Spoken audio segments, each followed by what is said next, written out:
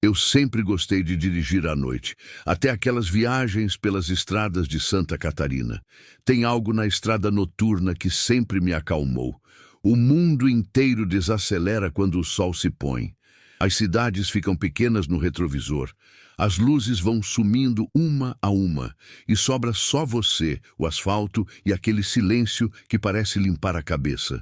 Eu costumava colocar um podcast, às vezes uma música baixa, e ia seguindo pelas BRs e estradas estaduais como se estivesse flutuando. Era quase meditativo, mas isso era antes das viagens entre Joinville e Lages, antes da neblina, antes de eu entender que algumas estradas guardam mais do que quilômetros e curvas. Agora, quando penso naqueles meses, sinto um aperto no peito. Não é bem medo. É mais estranho que isso. É como se uma parte de mim ainda estivesse presa naquelas serras, rodando em círculos, procurando uma saída que talvez nunca tenha existido. Meu nome é Rafael. Trabalho com logística há uns 8 anos. Nada muito glamouroso. Coordeno entregas, faço ponte entre fornecedores e clientes, cuido de prazos. No início de 2023, consegui um contrato grande com uma empresa de Lages que precisava de alguém para gerenciar o transporte de equipamentos industriais. O pagamento era bom, mas tinha um detalhe. Eu precisava fazer o trajeto de Joinville até lá pelo menos 2 vezes por semana, às vezes 3, dependendo da demanda. 170 quilômetros. 2 horas e meia de viagem, se tudo corresse bem. Parecia tranquilo no papel, e era, no começo. Peguei o hábito de sair à noite por volta das 10, 11 horas.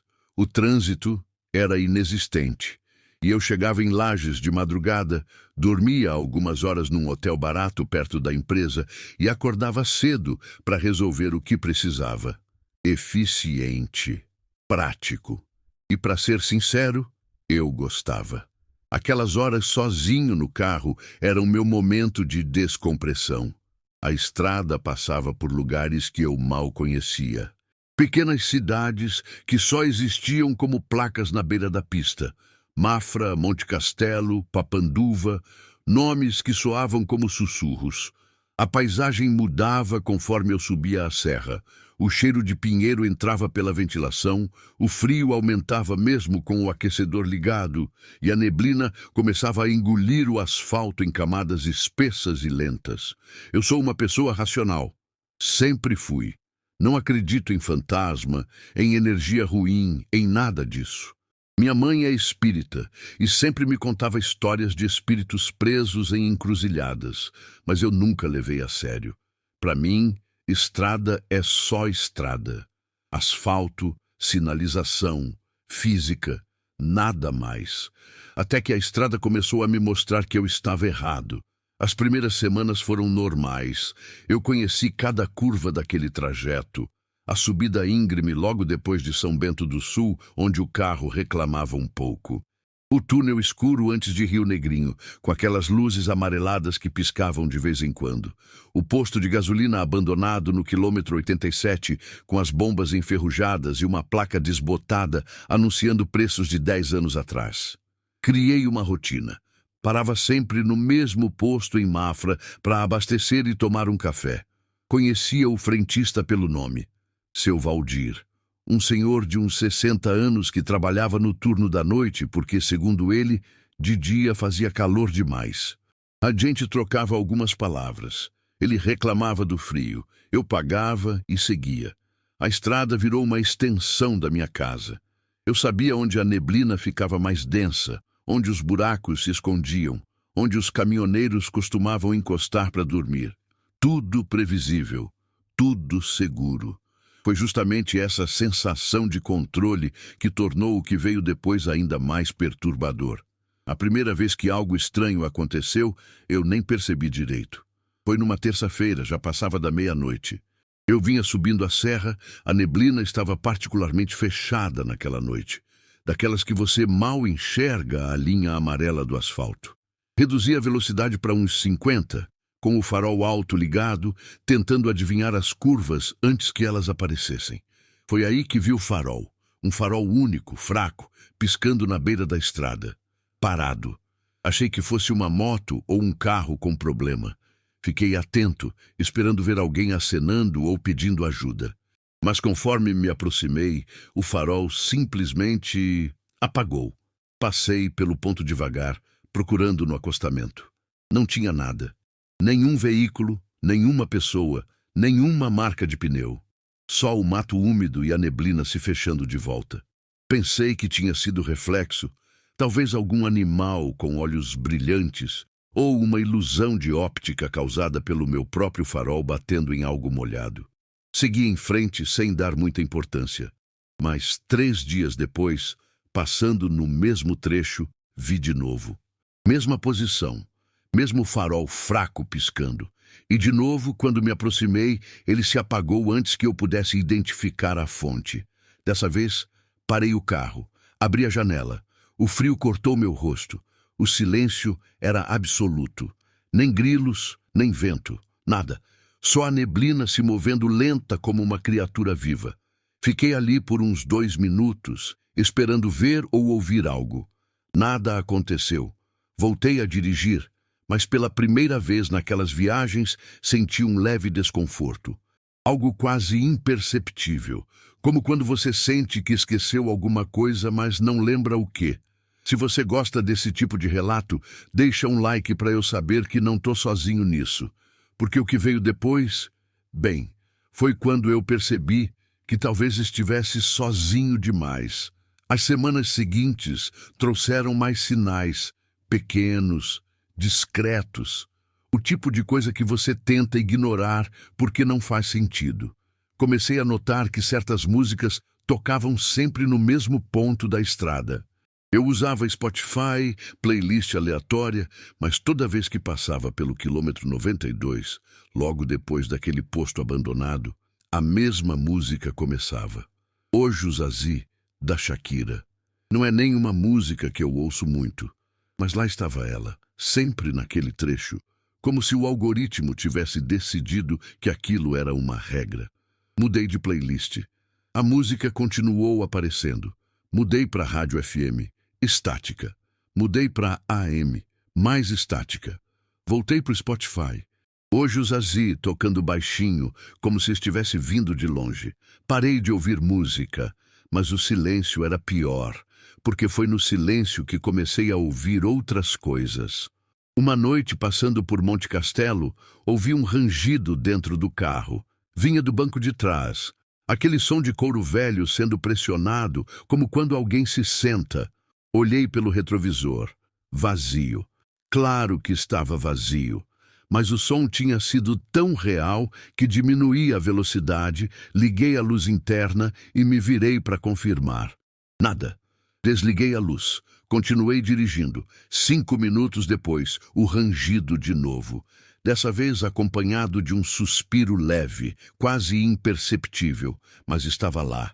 Parei o carro no acostamento. Desci. Abri a porta de trás. O banco estava intacto, vazio, sem nenhuma marca. O ar lá dentro estava gelado, muito mais frio que o resto do carro. Fechei a porta rápido e voltei para a direção. Dirigi o resto do caminho com o rádio no volume máximo, mesmo pegando só estática, só para não ouvir o silêncio. Mas o que realmente mudou tudo aconteceu numa quinta-feira, quase 2 meses depois que comecei aquelas viagens. Eu estava atrasado. Tinha saído de Joinville quase meia-noite e a previsão era chegar em Lages perto das 3 da manhã. A neblina estava brutal. Eu mal conseguia ver 3 metros à frente. Desci a velocidade para 40 e segui no automático, confiando na memória muscular do trajeto. Foi quando vi ela, uma mulher parada no acostamento. Vestido claro, quase branco, cabelo comprido e escuro. Ela não acenava, não pedia ajuda, só estava ali, de pé, olhando para a estrada. Ou para mim. Não dava para saber com a neblina. Meu primeiro instinto foi parar, mas algo me segurou. Não era medo, exatamente. Era cautela. Uma sensação estranha de que parar seria um erro. Passei devagar por ela. Quando o farol iluminou onde ela estava, vi o rosto. Jovem, pálido, olhos fundos, escuros. E ela sorriu. Não foi um sorriso amigável. Foi um sorriso triste, como se ela soubesse algo que eu não sabia. Olhei para o retrovisor assim que passei. Ela continuava lá, mas agora estava de costas, parada no mesmo lugar, olhando para a direção de onde eu tinha vindo. Acelerei. O coração batia forte. Tentei racionalizar. Era só uma pessoa precisando de carona, talvez bêbada, talvez perdida. Não era nada demais. Mas 10 quilômetros depois, quando olhei para o retrovisor de novo por hábito, ela estava sentada no banco de trás. Freiei. O carro derrapou um pouco na pista molhada antes de parar. Virei para trás, vazio, absolutamente vazio. Desci do carro tremendo. Dei a volta, abri todas as portas, olhei embaixo dos bancos, no porta-malas. Nada. A única coisa diferente era o cheiro. Um cheiro doce e pesado, como flores velhas, mas não tinha flores no carro. Fiquei ali parado, na beira da estrada, com todas as portas abertas, o motor ligado e a neblina entrando lentamente. Pensei em ligar para alguém. Mas o que eu ia dizer? Acho que vi uma mulher no meu carro, mas ela não está aqui. Fechei tudo, voltei a dirigir, dessa vez sem olhar para o retrovisor, nenhuma vez. Até chegar em Lages, mantive os olhos fixos na estrada. Quando cheguei já era quase amanhecer. Parei o carro no estacionamento do hotel e fiquei sentado por uns 20 minutos, só respirando. As mãos ainda tremiam. Depois daquela noite, tentei mudar o horário das viagens. Comecei a sair mais cedo, às 9, 10 da noite. Mas sempre acontecia alguma coisa que me atrasava. Um cliente que ligava em cima da hora, um problema no trabalho, trânsito inesperado. Como se a estrada quisesse que eu chegasse sempre no mesmo horário, sempre na mesma escuridão. E as coisas pioraram. Comecei a perder a noção do tempo. Viagens que deviam durar 2 horas e meia se arrastavam por 3, às vezes 4. Eu olhava para o relógio do painel e ele parecia travar. Marcava 1:07 por tempo demais.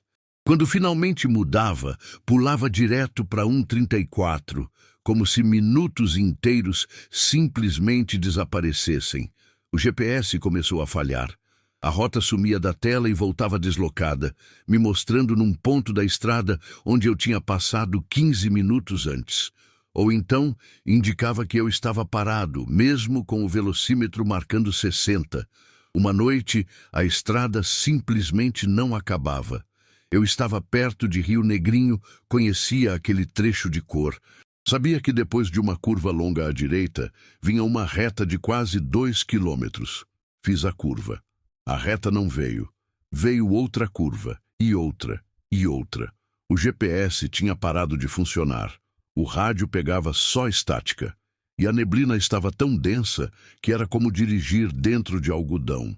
Dirigi por quase 1 hora naquele loop de curvas idênticas. Sempre a mesma inclinação, sempre a mesma placa de limite de velocidade, sempre o mesmo cheiro de pinheiro molhado.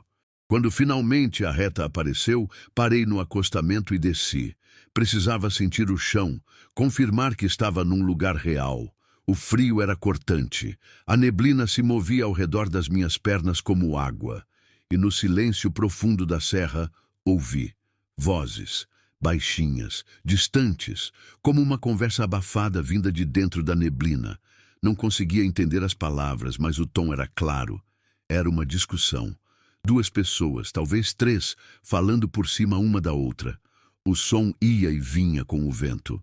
Entrei no carro, tranquei as portas. Saí dali sem olhar para trás, e durante todo o resto do caminho, as vozes continuaram. Baixinhas, sempre logo atrás do alcance da compreensão, como se estivessem sussurrando dentro da neblina que me seguia. Na hora, eu pensei em gravar um vídeo. Mas quem é que se lembra disso quando o medo congela a respiração? Aliás, se você já passou por algo assim, conta nos comentários. Preciso saber se não sou só eu. A gota d'água veio numa sexta-feira. Eu estava exausto. Tinha feito a viagem 3 vezes naquela semana e mal conseguia dormir nas noites que passava em Lages. Sonhava com a estrada, com a neblina, com aquela mulher de branco sempre parada no mesmo lugar, sorrindo aquele sorriso triste. Decidi que aquela seria minha última viagem. Ia terminar o contrato mais cedo, perder o dinheiro, mas não aguentava mais. A estrada estava me consumindo. Eu sentia isso fisicamente. A exaustão ia além do cansaço. Era como se cada viagem tirasse um pedaço de mim e deixasse lá, preso entre as curvas e a neblina. Saí de Joinville às 11. A noite estava limpa, sem neblina, o que já era um alívio. As estrelas cobriam o céu como um manto e a temperatura estava amena. Pensei, vai ser tranquilo, só essa última vez. Tudo correu bem até o quilômetro 92, o posto abandonado, o ponto onde a música sempre tocava. E então algo diferente aconteceu. Meu carro morreu, simplesmente desligou. Todas as luzes apagaram. O painel, o farol, tudo. Fiquei deslizando em ponto morto até parar no acostamento em frente ao posto. Tentei ligar de novo. Nada. Nenhum clique. O motor estava completamente morto. Peguei o celular. Sem sinal. Olhei ao redor. O posto abandonado estava iluminado. Todas as luzes acesas, as bombas funcionando, e dentro do escritório, através do vidro embaçado, vi movimento. Sombras se mexendo. Meu corpo gelou. Aquele posto estava abandonado há anos. Eu passava por ele toda semana. Nunca tinha luz, nunca tinha ninguém. Fiquei sentado no carro, com a mão no trinco da porta, debatendo se devia descer. Parte de mim queria fugir. Mas fugir para onde? O carro estava morto. Não tinha sinal. Não tinha ninguém na estrada. Respirei fundo. Abri a porta. O silêncio foi substituído por um som baixo, constante, como um zumbido elétrico. As luzes do posto brilhavam com uma intensidade doentia, quase pulsante. Caminhei devagar até a janela do escritório e olhei para dentro. Tinha gente. Não, espera. Tinha eu. Eu estava lá dentro, sentado numa cadeira velha, com a cabeça baixa, as mãos sobre uma mesa coberta de poeira. Usava a mesma roupa que eu estava usando, a mesma jaqueta, o mesmo relógio. Bati no vidro. Ele não se mexeu. Bati de novo, mais forte. Nada. Foi aí que ele levantou a cabeça. O rosto era o meu, cada detalhe. Mas os olhos estavam vazios, fundos, como buracos negros. Ele sorriu, o mesmo sorriso triste da mulher de branco. E então, com uma voz que era a minha, mas distorcida, como se estivesse vindo de debaixo d'água, ele disse: "Você devia ter parado quando ela pediu." A luz do posto apagou. Tudo voltou a ficar escuro.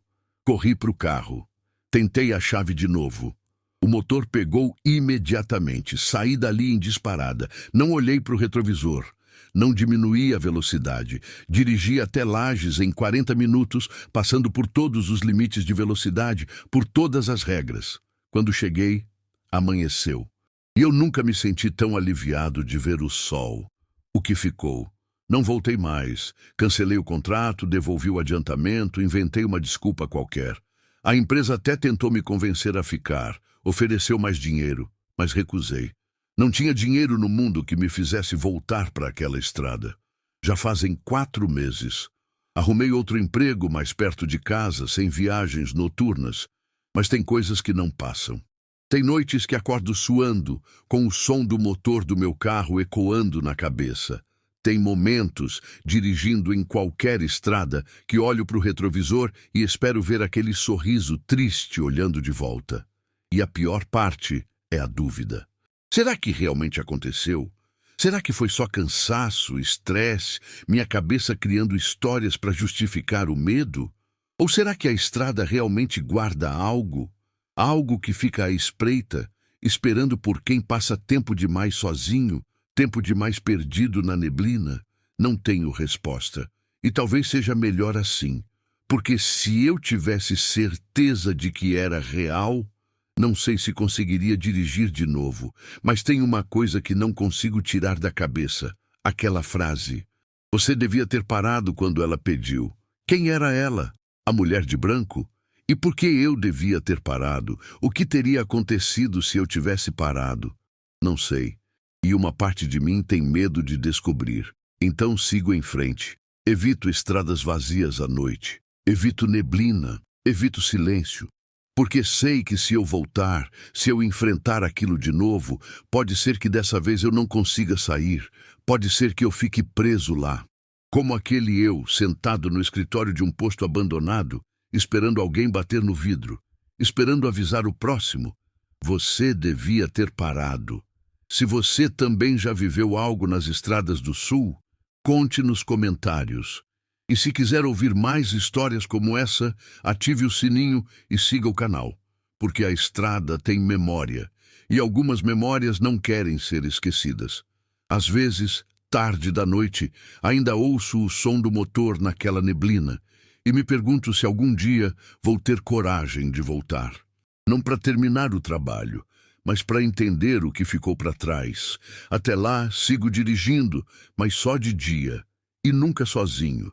As estradas de Santa Catarina são lindas, mas a beleza esconde segredos. E alguns segredos é melhor deixar na neblina, onde eles pertencem.